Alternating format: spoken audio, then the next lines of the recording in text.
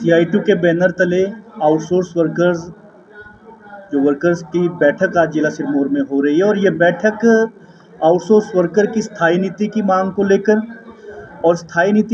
लेकर ये बैठक की गई है। और इस बैठक में चर्चा के दौरान ये पाया गया है, पिछले 13-14 सालों से आउटसोर्स वर्कर पूरे हिमाचल प्रदेश के अंदर भी और जिला सिरमौर के अंदर भी काम कर रहा है।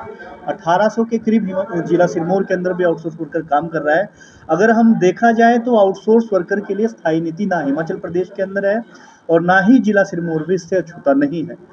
अगर हम आउटसोर्स भर्तियों की बात करें तो आउटसोर्स भर्तियां, अगर हम एक तरह से ये भी कह सकते हैं कि एक भ्रष्टाचार का अड्डा बना हुआ है और जिसमें हमारे प्रदेश की सरकारें इसमें संलिप्त पाई गई है और पूरी तरह से इसमें संलिप्त भी है। अब ये भ्रष्टाचार का केंद्र किस तरीके से बना, आप ये जानिए कि राज्य का जो पैसा होता है, स्टेट का जो पैसा होता है, किसी भी विभाग का पैसा होता है, अभी कुछ एक विभाग की हमने RTI के माध्यम से जानकारी जुटाने की कोशिश करी। उन जानकारी से जब हमने ये पूछा कि विभाग आउटसोर्स कंपनियों को कितना सालाना पैसा देता है ताकि आउटसोर्स वर्कर के वेतन को दिया जाए, तो उस विभाग ने ये सूचना दी है कि हमारे पास इसका कोई डाटा नहीं है। तो आप अनुमान लगा सकते हैं कि सरकार के द्वारा जो कंपनी को एक वर्कर के पीछे कई वर्कर को जिसका वेतन 35,000 सरकार निर्धारित करती है, 35,000 आउटसोर्स कंपनी को देता है, किसी का 15,000 है, 15 देता है। लेकिन वही वेतन को डिस्ट्रीब्यूट करने के लिए वो एजेंट बीच में, जिसे हम कंपनी कहते हैं, वो एजेंट के तौर पे कंपनी रखी गई है।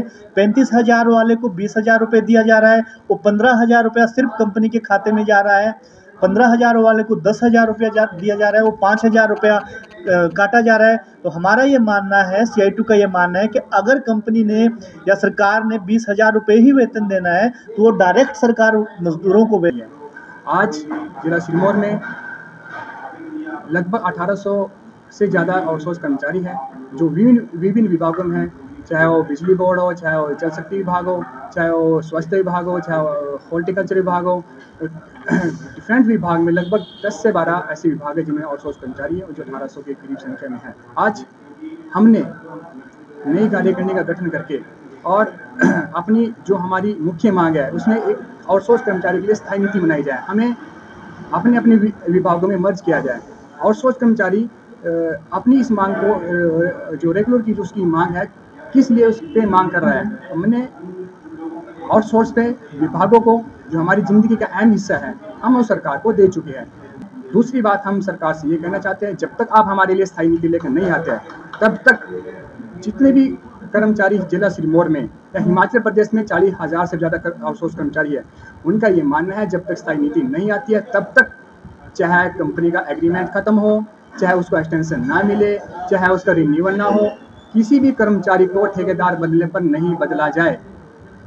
तीसरी बात, हम कहते हैं कि जो हम 44 श्रम कानून के तहत हमें मिलने वाली सुविधा है वो हमें नहीं मिल पा रही है, जिसकी वजह से आउटसोर्स का कर्मचारी बहुत परेशान है।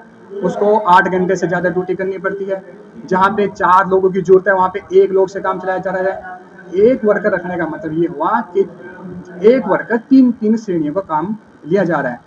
अगर इस चीज़ को लेकर हम अपने विभाग से या सरकार से हम अपनी बात को रखते हैं तो हमें ये धमकी दी जाती है कि ठेकेदारों के द्वारा कि कल से ड्यूटी पे नहीं आना। हमारी नौकरी एक रात के लिए भी सुरक्षित नहीं है। हम सबसे पहले अपनी नौकरी की सुरक्षा चाहते हैं, हम स्थायी नीति चाहते हैं और जो श्रम कानून के 44 श्रम कानून के तहत मिलने वाली सुविधा है वो उसको सरकार जल्दी से जल्दी इसमें हिमाचल प्रदेश में भी लागू करे।